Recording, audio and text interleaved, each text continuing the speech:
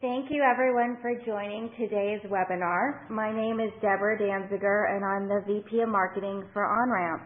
We hope that the information you hear today will help you with your disaster recovery planning. Our goal is to keep the webinar to as close to 30 minutes as possible, and to keep the flow going, we will answer any questions at the end. So please do feel free to submit your questions via the chat window throughout the webinar, and we will answer all that we can during our Q&A session. In this webinar, we will cover the following: introductions to our speaker, Chad Kissinger, definitions related to disaster recovery, questions to ask surrounding disaster recovery planning, key considerations when choosing a DR provider, OnRamp solutions for disaster recovery, and questions and answers. So please, again, do feel free to submit your questions via the chat window, and we will answer all that we can at the end of the presentation. And now please allow me to introduce our speaker, Chad Kissinger. Chad founded OnRamp in 1994. Since founding OnRamp, Chad has driven the growth and business model evolution of the company from a startup ISP to an established provider of data center services. Chad has been instrumental in shaping OnRamp's compliance-related services and is a thought leader on the subject, speaking at organizations around the country about meeting the stringent IT-related requirements associated with HIPAA, PCI, BISMA, FERPA, and SOX. I will now turn the presentation over to Chad. Thank you, Deborah. I appreciate that. First of all, I'd like to start off with kind of an explanation of who OnRamp is and why we encounter disaster recovery and why we talk a lot about it. Obviously, as Deborah mentioned, OnRamp is a data center company. We operate enterprise-class data centers in the United States, 2 in Austin, Texas, and 1 in Raleigh, North Carolina. And what we do is we provide highly available computing infrastructure for customers, primarily customers that are interested in high availability and high security computing. Our customers really, when they come to us, they're interested in doing one of two things. They're either interested in co-locating their equipment that they own from their data center, or provisioning what we call managed private clouds in our data centers that we maintain for their use and for their computing operations. And our customers, they operate in many different industries. We have customers in banking, in healthcare, in e-commerce, just really across the board in many different industries. And what they are interested in coming to a data center like ours and operating at OnRamp is in protecting the operations of their data. They want to make sure that their data remains private, that their data remains available, and that their data remains accurate. And in fact, those three things, confidentiality, availability, and integrity, are kind of the foundation of what people worry about when they run their IT infrastructure. And when we discuss the middle one of those things, availability, we often come upon a subject that is recommended by most IT regulatory frameworks and by just common best practices for IT, and that subject is disaster recovery. And that's what we're going to be talking about today, is how to plan for a disaster that would affect the primary operation of the primary infrastructure of an information system. So when we're talking about disaster recovery, we're really talking about things that would completely destroy or inhibit the operation of the primary IT infrastructure. We're not talking about a glitch in a computer. We're not talking about a failed hard drive. We're talking about something that would really literally destroy the location that the primary site was in, or affect it in such a manner that it couldn't operate. And obviously the things that could cause those types of situations are broad and come from many different areas. We call these threat vectors when talking and addressing risk. And they are the ones that many people think about, obviously fire, flooding, hurricanes, and power failures. But there are also some things that people don't think about. Theft is a common problem with IT systems. And then, of course, we've heard lately a lot about cyber attacks. Typically, cyber attacks affect the confidentiality of data. They present a threat to the data being exposed to unauthorized personnel, but sometimes cyber attacks can affect the operation of the data. In fact, the most prominent cyber attack that's occurred recently, obviously, is the hack of Sony Pictures, which obviously caused a really embarrassing exposure of confidentiality and a loss of intellectual property, but it's also affected the availability of that company's servers. They literally can't get their servers back up. So disaster recovery is what Sony is going to have to fall back on at this point to fix them. When thinking about disaster recovery, it's difficult to do, and a lot of people maybe prioritize it a little bit lower than it should be. But without a DR plan in place, you really need to think about the fact that you could lose your data completely. It could be lost. For Sony Pictures, if they didn't have a backup copy of some of their movies, for instance, they could have lost the entire investment that they had in producing those movies. Obviously, a loss of productivity when you don't have access to the primary information system, a concomitant loss of revenue by not being productive. You can lose customers, or worse, you can, if you are a highly regulated industry or your data is sensitive, you can be exposed to civil and possibly criminal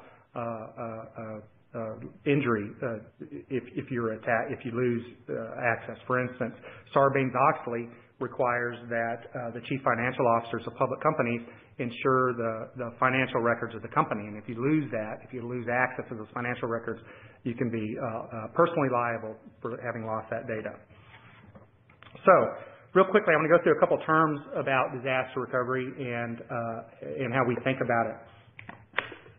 One of the first issues that we have with disaster recovery and customers that come into our facility is, primarily what they're thinking about is, hey, I want to get up my primary system. I need to think about how am I going to properly operate the systems and operations that I want to perform in the data center, and how do I make them operate consistently, and really the thought of what would happen if this whole data center were to burn down, or if we call it the Godzilla problem, if Godzilla were to stomp into this data center and just destroy everything, is really a secondary thought. But as we start talking about availability with customers, we really have to talk about really two broad areas of risk that they should think about. And those broad areas of risk are addressed by two different technologies. And those two different types of technologies we're going to call high availability technologies and disaster recovery technologies for just the ease of discussion today. High availability is the idea that you're going to make sure that you don't have a single point of failure in your primary information system. So that means that if we're running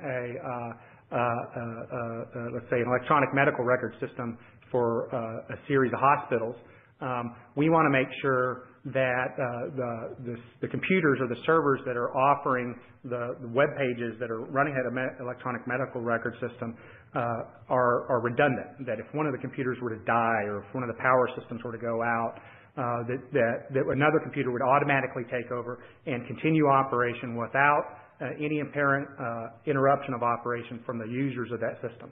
So that's what high availability is. High availability is in your primary IT infrastructure, making sure that you can withstand a single point of failure, and along with that, you get the ability to do what's called concurrent maintenance. You can go in and update software and update equipment by pulling out redundant hardware and updating it while the backup hardware that's providing the high availability takes over. So that's what high availability is. It's really eliminating risk in the primary IT infrastructure. Disaster recovery is different. Disaster recovery is, what happens if everything just blew up, if everything burned down, if both the primary and the secondary, the redundant firewalls, for instance, burned, they were in the same fire. How are we going to react to that? And that's what we're talking about today, is disaster recovery. How do we respond to that? So here's two more things we need to think about. When you're thinking about the complete destruction of the primary IT system, we really have to think about two concepts. One concept is how much data are we willing to lose in case of this destruction? And the other concept we need to worry about is how long can I withstand being down? How long can I withstand the loss of productivity or the loss of access to that data or the data operations that were being performed on that data?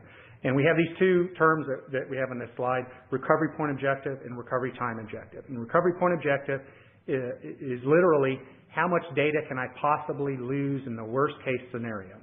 And let's say if our disaster recovery plan, the most basic way people perform disaster recovery or come up with a disaster recovery plan is to make a backup copy of all their data on a periodic basis and then to take that backup copy off-site and store it somewhere off-site. And this can be, small offices sometimes do this simply. They'll have an office worker that swaps tapes out every day and takes the tapes home, which is the most basic form of doing this.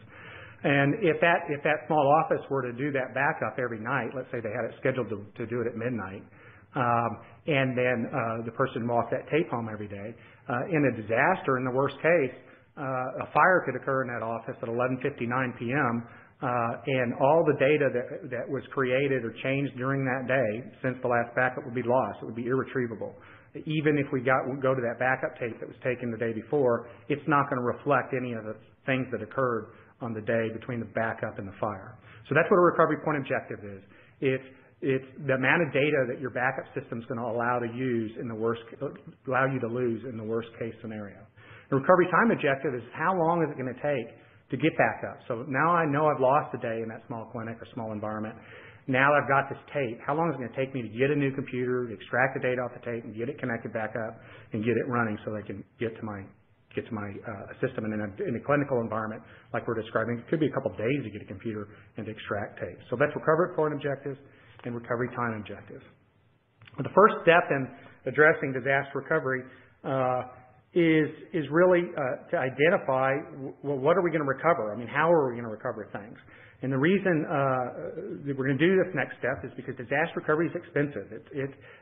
To really create, in the perfect world, what you would do in a disaster recovery site is you just say, I'm going to create a whole second site that's completely separate from my primary site, doesn't have any of the same risks, and I'm going to configure my system such that users out in my offices or in the world will automatically switch use to the second site. It's called continuous operations. They're just going to move directly over the second site, and they're never going to see an outage and never experience downtime, even if the primary site's completely destroyed, if Godzilla stomps all over it. And that's very expensive to do, and we obviously, some sites do that, banks and very public sites run continuous operations, but it can be very expensive to do it. So what most businesses do is the first thing they do is they perform a business impact analysis. And what they do in a business impact analysis is identify every business function that they have in their businesses. So every kind of service, in a particular business, you might have an HR system that keeps track of people's benefits. You might have a billing system that you charge your customers. There might be a ticketing system to handle complaints from customers. There are a variety of vertical systems that help you operate your systems. An emergency, in the previous example, a medical record system would be an example.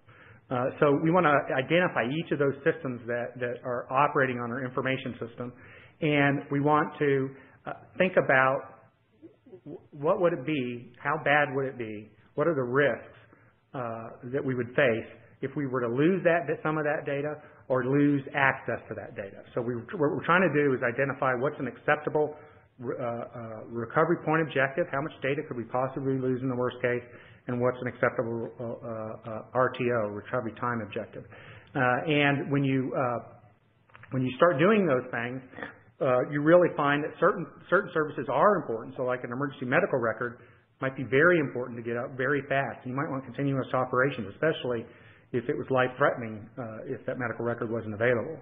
On the other hand, if you have, employee benefits information, if employees only have to enroll once or twice a year in their benefits, that system being down for a few hours or a few days might not be a big deal.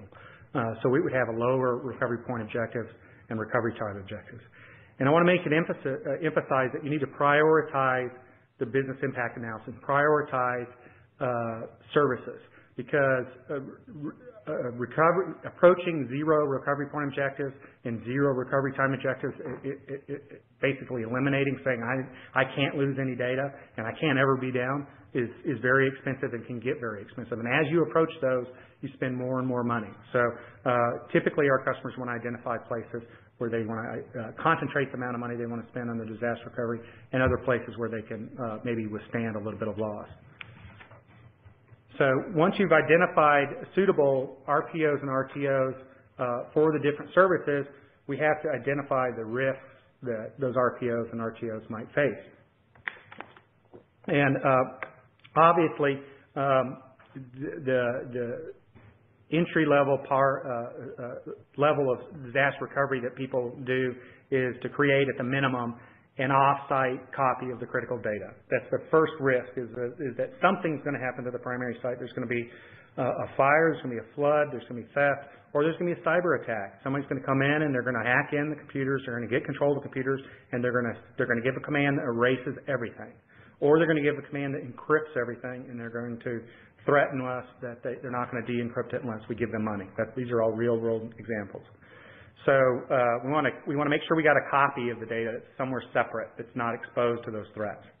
And then consider adding redundancy to the primary side. A lot of people will immediately bypass the subject to high availability and go directly to the disaster recovery, and not realize that sometimes the reason that you have to use a disaster recovery is because the primary site just wasn't highly available enough. It didn't have enough redundancy in the primary site to address some of those risks. So by adding extra servers, by adding more redundant file systems and things like that, you can possibly eliminate the cause of the disaster in the first place.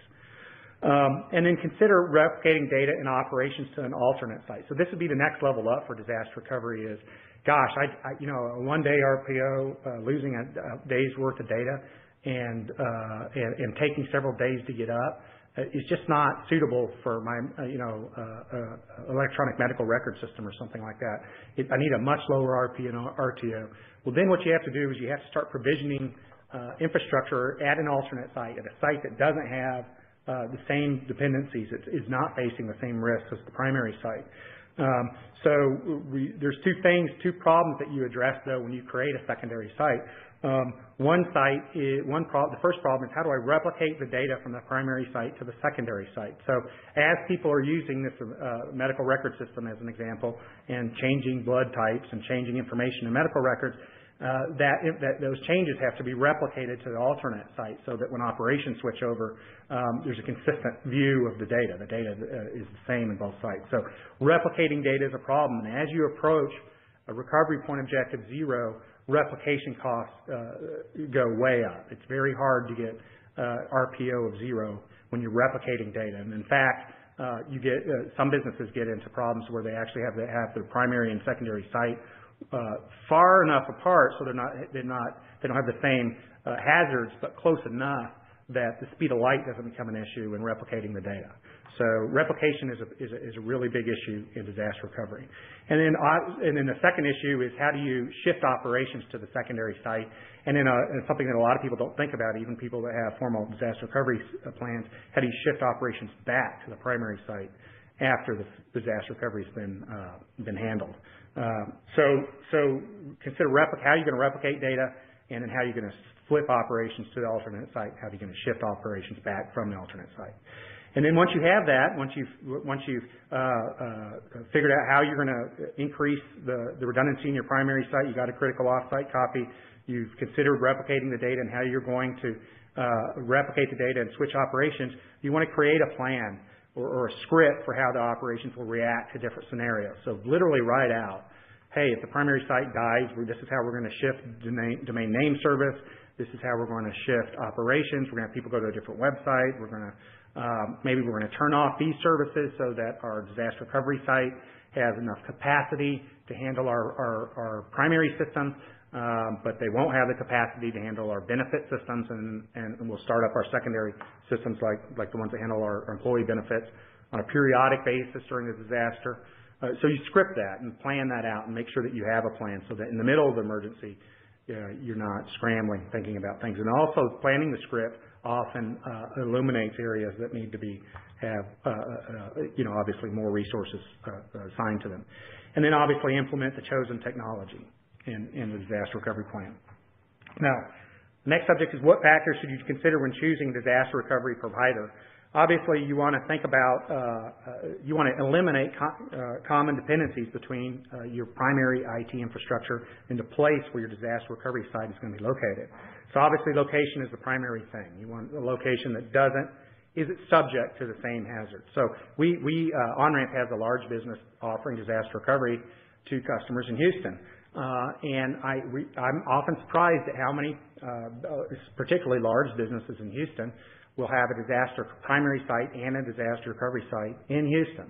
There'll be another side to Houston, but they're in the same city, and that city has been several times hit by very large hurricanes that affect both the primary and the secondary site. So that's not a very good choice to place both the primary site and secondary site in the path of the same hazard. Obviously, power grids, having different power grids is an important consideration. Weather is an important consideration. You obviously, in addition to not having placing your disaster recovery site in the same hazard zone, you would also don't want it in a place that's particularly exposed to its own hazard. So building a disaster recovery site in Silicon Valley, for instance, is probably not a good idea.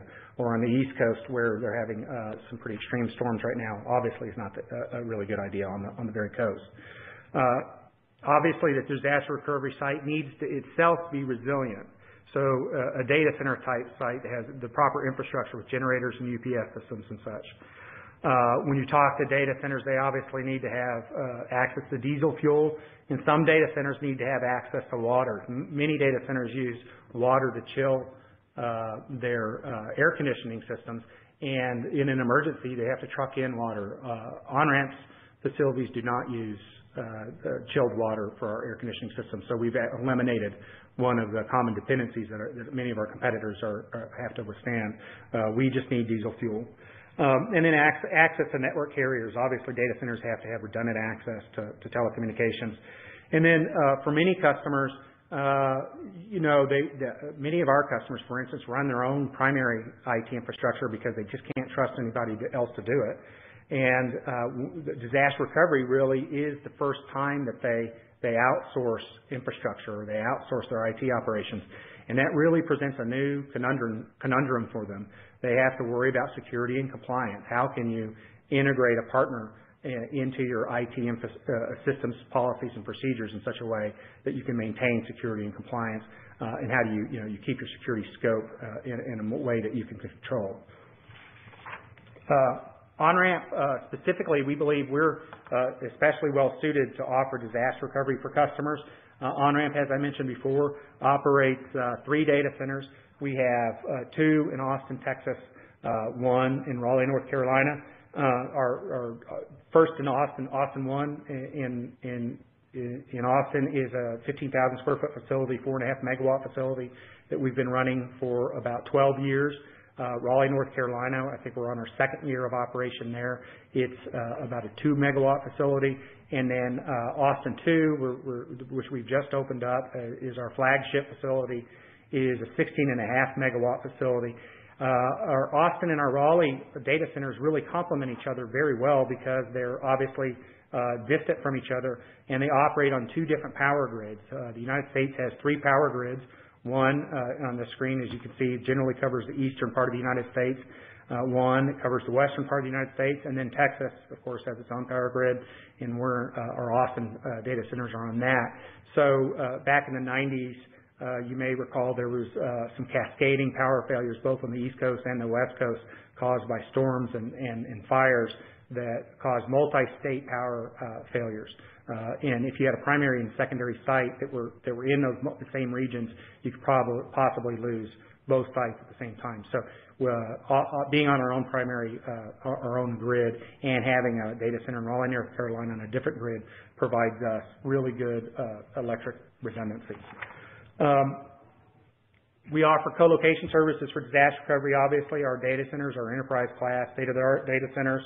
They're geographically stable. Both Raleigh and Austin are not in earthquake zones, very geographically stable, no earthquakes. We're in separate power grids, as I just mentioned. Each of our data centers, we use what are called redundant isolated path power architectures, which means that when we bring A and B or primary and secondary power to a customer's rack or even a managed private cloud, each of those paths goes all the way from the rack back to the utility in a completely isolated fashion. They'd never touch the other path. So real quickly, from a rack, you would go back to a power distribution unit, which would be powered by an uninterruptible power source. All of ours are made by Liebert or Emerson. And then that uninterruptible power UPS would be protected, obviously, by a diesel generator. Each of our diesel generators have their own fuel tanks, and each of those diesel generators and fuel tanks are then connected to their own utility connections. So all the way from the utility down to the rack, each power path is isolated from the redundant pair that we provide to the rack. And then we provide full 7-layer support in each data center. Unlike most data center providers, we deploy hybrid computing for our customers. So our customers are able to take not only just co-locate their own equipment, they can blend co-located equipment, managed private clouds, and what we call cloud-delivered services in a way that's opportunistically for them, in a way that allows them to match the right technology for the particular need that they're addressing at the moment without having to worry about decisions and things that they've made in the past. So oftentimes we'll have customers that are a pure co-location customer in one of our data centers, in our Austin data center, for instance, and they want to expand it with a good disaster recovery solution in our Raleigh data center. And instead of doing co-location in our Raleigh data center, they'll deploy a private cloud or managed hosting in our Raleigh data center. And the reason they do that is because for all the other reasons at the bottom of this side, it allows them, obviously, they don't have to remotely manage that infrastructure. We're remotely managing it for them. That's a particular problem with disaster recovery. Is by design the infrastructure, the secondary infrastructure is remote, so it's difficult to manage. So managed private clouds are particularly good solutions for that. They're managed by somebody else. We use the power of virtualization to facilitate a lot of this replication and failing over and failing back of operations. We in the past few years, with the advent of VMware and Citrix and various other providers' solutions to virtualization, has really facilitated us being able to help customers effectively replicate the data by just taking snapshots of virtual machines or using VMware replication or similar technologies, and then to sense a failure and to fail over those operations, either using the global load balancing or similar technologies to the secondary site in a very easy way. Our managed private clouds really facilitate customers that are using virtualization to effectively bring up a disaster recovery site without the typical effort needed to do that. Real quickly on our full 7-layer support, I wanted to describe how we describe full 7-layer support and how we do it in our data center. We're different than our competitors, as you can see in the right of this slide. Most data centers only operate through the first 2 layers of our what we call our full 7-layer support stack, and in most managed hosting operate through the first 6. Obviously, the first 2 are the physical facilities that we operate. Those are the data centers that we've been talking about today. They're the facilities and the network connections and how we connect to the internet. Most data centers that offering co-location or disaster recovery, that's all they offer is just a facility and the network, everything outside the rack. And they really don't know what's happening inside the rack, and they surely don't understand recovery point objectives and recovery time objectives and these subjects about disaster recovery. And then in managed hosting, obviously we operate at the device layer, OnRamp and HP, Dell, Cisco, EMC, SolidFire, amongst a bunch of other partnerships. We have direct partnerships with enterprise class manufacturers of equipment. Whenever we deploy equipment in managed private clouds, much like our data centers, we only make enterprise class decisions. So when we deploy a server, we're never buying an off-brand name server. We're buying an HP Blade server or a Dell Blade server. And we deploy a SAN, it's never an off-brand SAN. It's an EMC or a SolidFire SAN. So these are the same decisions, the same choices that a Fortune 500 company would make, truly enterprise class. Then the next 3 layers, virtualization, operating system, and application layer, are software layers. OnRamp is a VMware, Citrix, Microsoft, and a Red Hat partner. So we support all three of the dominant versions of virtualization and of course, both of the dominant versions of operating systems, and including, in addition to Microsoft and Red Hat, we obviously support a wide variety of distributions of Linux and Unix, CoreOS, Debian, Ubuntu, just a wide variety of those types of operating systems. And this, again, is where most managed hosting providers is at this layer 6. We extend in to what we call the 7th layer, the intelligence and monitoring layer. Monitoring, the second part of this, really is obviously how do we watch the infrastructure, how do we detect a problem that's occurred in the primary infrastructure, how do we trigger the failover of operations in the emergency and failback of operations once emergencies have been rectified. So that's what monitoring is, but intelligence really is kind of a conceptual idea that we've added to the stack for our support. And it really is meant to convey the fact that much more than a data center provider, much more than a provider of data center space or products, is we try to help our customers identify their data center mission. What are they trying to do in our facility, and make sure that they accomplish that mission. So what that means is, a perfect example today is if we have a customer looking for a private cloud in our data center for disaster recovery, we're not going to just sell them a VMware cluster of ESX hosts and SAN storage. We're going to talk to them about recovery point objective and recovery time objective. We're going to talk about the cost of replication and the appropriate technologies to achieve replication without having to, and the expenses that are related to doing those types of things. So at the intelligence layer, we help customers worry about those things. We help customers that they have compliance requirements worry about being compliant with those requirements, and really make sure that our customers are achieving their data center mission when they're operating in our data center. OnRamp operates, obviously we specialize not just in high availability, but in high security. And as such, we have to have a lot of certifications, and we have to be compliant with a lot of different regulatory frameworks. So OnRamp operates as an FSA 16, or we've been audited as an FSA 16 SOC 1 Type 2 company, and we are currently operating as what's called an AICPA SOC 2 firm. We're in our initial audit period. For those of you that understands what that means, for those of you that doesn't, what it means is that we operate at an industry standard level, and we have third-party auditors that come in and audit us on a continual basis, making sure that we're, for instance, testing our generators, testing our fuel in our generators, making sure that we're authenticating people properly, just generally operating our facilities in the appropriate fashion. And we help customers maintain HIPAA compliance, PCI compliance.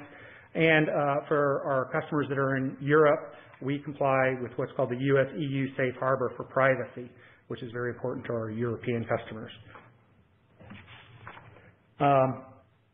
So some key questions that you should ask when considering disaster recovery is, obviously what would happen if my current infrastructure was not available or worse gone? So this is that whole thought process that you go through to arrive at the next question, which is what is an acceptable recovery time objective or recovery point objective for each of my individual services when looking at through the lens of what would happen if my infrastructure was gone. What is the cost of an hour, day, week, or month of downtime? Obviously consider the cost, because the cost to eliminate those are going to be real. Have you ever just tested your disaster recovery site and plan? Often people will have backup tapes or things like that, or they'll have kind of a semi-plan set, and maybe they've never tested to try to do an extraction from those tapes to make sure that the tapes are good or that their plan really will work. Should I use a third-party tool or vendor for disaster recovery? Obviously, we're biased in this, and we think you should, and we'd love to help you do that. How often should I test my disaster recovery site? That's an important thing to consider. Is it annual? Is it quarterly? Can you do partial tests? Can you incrementally test it? Or do you have to do a complete failover of operations?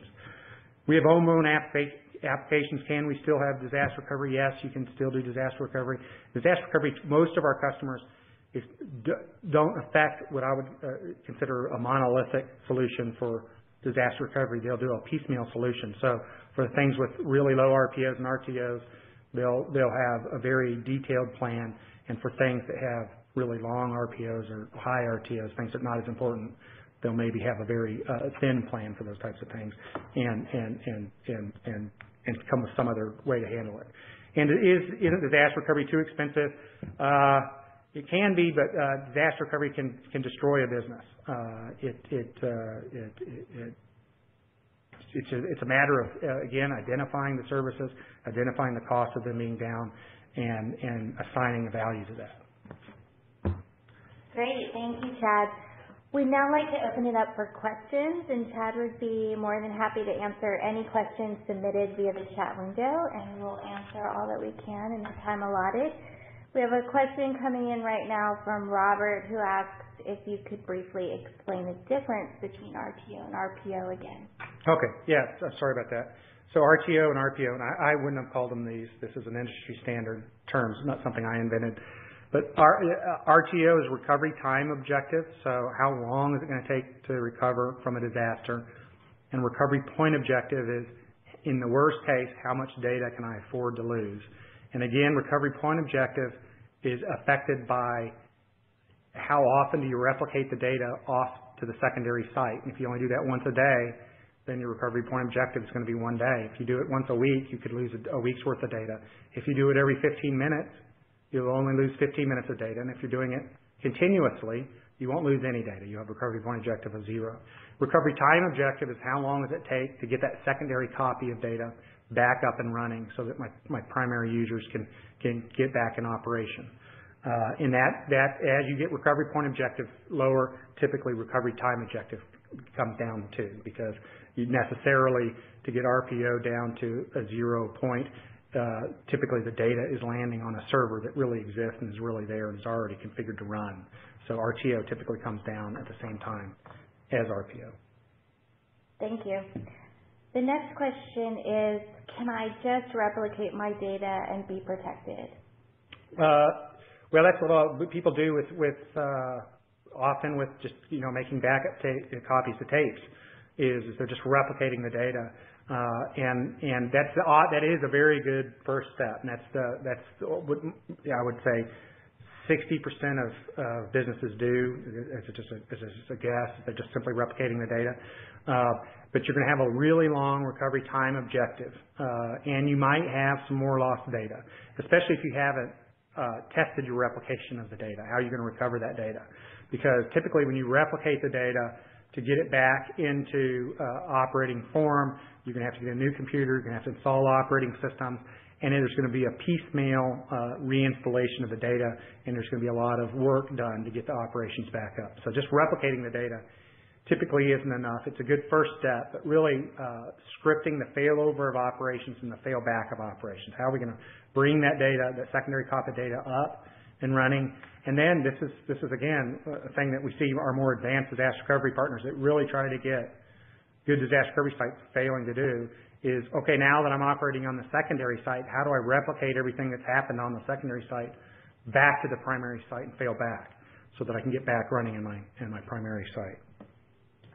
Thanks, Chad. Maybe you could take this next question from Mark, who asks, my applications are HA, is that enough? So yeah, high availability obviously means that high availability is a term of art in computer science. It has a meaning. It means that you've eliminated a redundancy in the primary infrastructure. So high availability typically addresses problems like a power source fails, a computer fails, a firewall is frozen or something like that. But other things can happen to the site. So for instance, a cyber attack could happen. A hacker could come in and erase everything, and your high availability is not going to address that problem.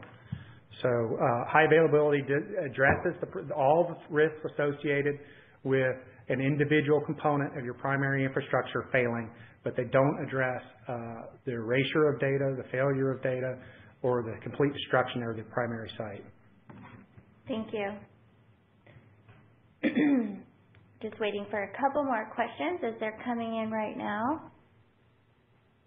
And the next question is, we're in the cloud. Why do we need disaster recovery? So disaster recovery in the cloud, the cloud's a real place. people think that the cloud is just this magical place out there and it's running and going to keep operating, and it's not. It's a real place. There's a real data center out there running these operations. Now, oftentimes cloud providers will provide what they call availability zones. So they'll or disaster recovery zones. They have different cloud providers have different terms for them, but they'll have them in a primary and a secondary site, and they'll have the facility to do this replication and failover and failback.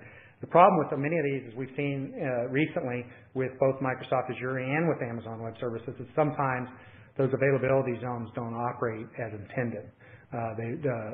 Something can happen both to the primary and secondary site, something that's common to them. Oftentimes what will happen is, one of the problems that Amazon has had particularly, is that when there's a big failure in the primary site, there's not enough bandwidth or facility to transmit the data from the primary to the secondary site and fail over the operations. So it can't be affected. So it's possible that it's okay to be, my data is in the cloud, but you need to be sure that you're in two different availability zones and that it's done well. And you need to know that the record of disaster recovery in any single cloud provider so far hasn't been that good. Hasn't been up to the level. Typically, when people are worried about disaster recovery, they're trying to eliminate some more nines, and they want to be, they're already 99.999 something available in their primary data center. And when they're spending money on disaster recovery, they're really worried about those final nines. And we're not at that level yet in cloud. At least any individual provider of cloud computing hasn't really demonstrated that level of reliability yet. Thank you. Next question asks, I've heard about a runbook. What is it and why is it important? So a runbook is the script I was talking about. It's simply the idea that, gosh, in an emergency, I'm going to be doing all these complex operations. If I don't have, so some of our customers have it set up such that if a failure occurs in the primary site, everything automatically happens. They'll use a variety of tools. VMware has a site recovery manager, for instance, that can script and actually tell computers to stop doing things, tell other computers to start doing things that affect this switchover of operations. But a lot of our customers, because they've made these decisions when they prioritize RPO and RTO, have a much more complicated operation happening when they do the disaster recovery. So, for instance, a really common way that our customers that are already virtualized will set up disaster recovery is that their secondary site won't be an exact copy of their primary site. It'll be a much smaller copy. And they oftentimes will use that secondary site in our Raleigh data center, for instance, to typically handle test dev operations, to maybe to do secondary, maybe they're running their benefit system like that I used as an example earlier. Just they're using that secondary infrastructure for things that don't need to be running in a disaster, for instance. And then their primary information system is running all their critical systems. And then when a disaster occurs, what they're going to do is they're going to turn off all their secondary systems. They're going to turn off the benefit systems, and they're going to turn off all the test dev servers, and turn off all the programmers, servers, all the stuff that the people that can withstand being out for a while. They're going to turn off all their systems. And then they're going to shift the critical systems over to that secondary system. They're going to use the capacity that was freed up by turning all those secondary systems off to run their critical systems during the disaster.